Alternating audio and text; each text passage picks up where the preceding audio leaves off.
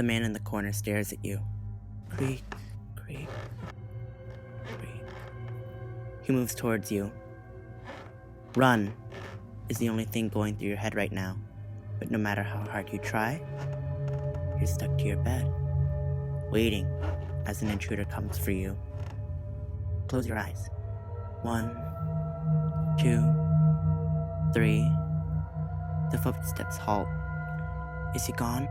You open your eyes, and you're face to face. Possibilities run through your head. Am I going to die? Suddenly, you feel a tingle in your hand. Now, you tell yourself.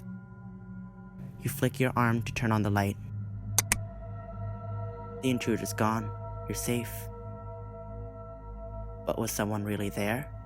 Or are you starting to go crazy? About 10% of the population will have or have already had a horrible nightmare like this. But why?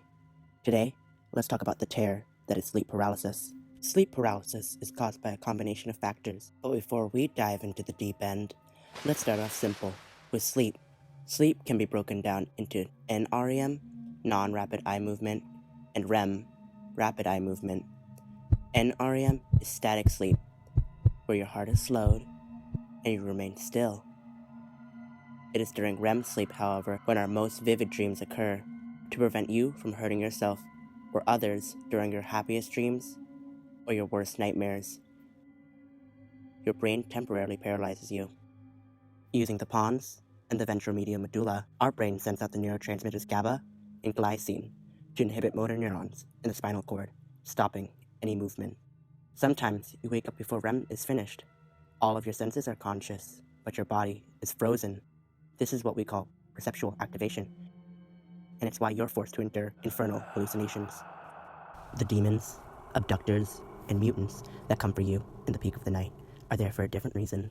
The amount of neural connections within an area of our body causes the representation of the monstrous cortical homunculus, whose proportions are related to neural connections rather than the physical size.